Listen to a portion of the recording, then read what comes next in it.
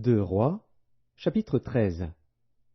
La 23e année de Joas, fils d'Akazia, roi de Juda, Joachaz, fils de Jéhu, régna sur Israël à Samarie. Il régna 17 ans. Il fit ce qui est mal aux yeux de l'Éternel. Il commit les mêmes péchés que Jéroboam, fils de Nebat, qui avait fait pécher Israël, et il ne s'en détourna point. La colère de l'Éternel s'enflamma contre Israël, et il les livra entre les mains de Hazaël, roi de Syrie, et entre les mains de Ben-Hadad, fils de Hazaël, tout le temps que ces rois vécurent. Joachaz implora l'Éternel. L'Éternel l'exauça, car il vit l'oppression sous laquelle le roi de Syrie tenait Israël, et l'Éternel donna un libérateur à Israël. Les enfants d'Israël échappèrent aux mains des Syriens, et ils habitèrent dans leurs tentes comme auparavant. Mais ils ne se détournèrent point des péchés de la maison de Jéroboam, qui avait fait pécher Israël. Ils s'y livrèrent aussi, et même l'idole d'Astarté était debout à Samarie. De tout le peuple de Joachaz, l'Éternel ne lui avait laissé que 50 cavaliers, 10 chars et 10 000 hommes de pied. Car le roi de Syrie les avait fait périr et les avait rendus semblables à la poussière qu'on foule aux pieds.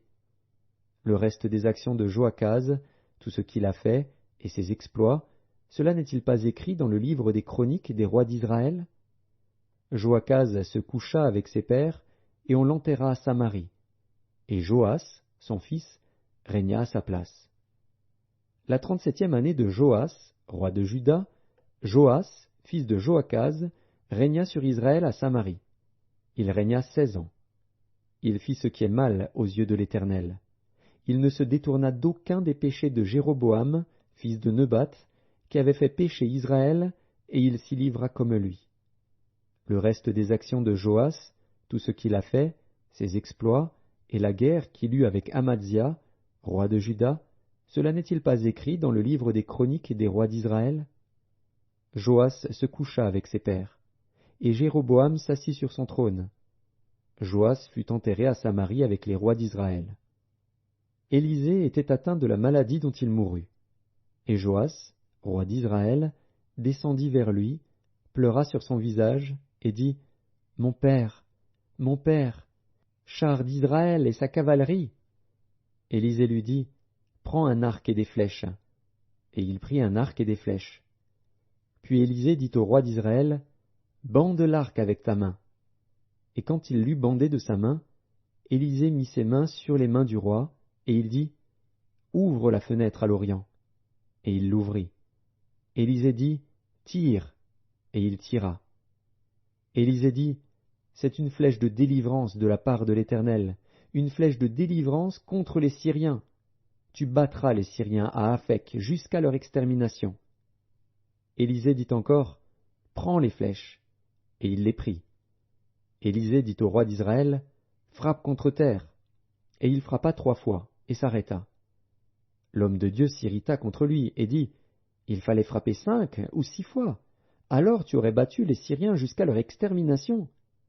Maintenant tu les battras 3 fois. » Élisée mourut, et on l'enterra. L'année suivante, des troupes de Moabites pénétrèrent dans le pays. Et comme on enterrait un homme, voici, on aperçut une de ces troupes, et l'on jeta l'homme dans le sépulcre d'Élisée. L'homme alla toucher les os d'Élisée, et il reprit vie et se leva sur ses pieds. Hazaël, roi de Syrie, avait opprimé Israël pendant toute la vie de Joachaz. Mais l'Éternel leur fit miséricorde et eut compassion d'eux, il tourna sa face vers eux à cause de son alliance avec Abraham, Isaac et Jacob, il ne voulut pas les détruire, et jusqu'à présent il ne les a pas rejetés de sa face. Hazaël, roi de Syrie, mourut, et Ben-Hadad, son fils, régna à sa place. Joas, fils de Joachaz, reprit des mains de Ben-Hadad, fils de Hazaël, les villes enlevées par Hazaël à Joachaz, son père, pendant la guerre. Joas le bâtit 3 fois, et il recouvra les villes d'Israël.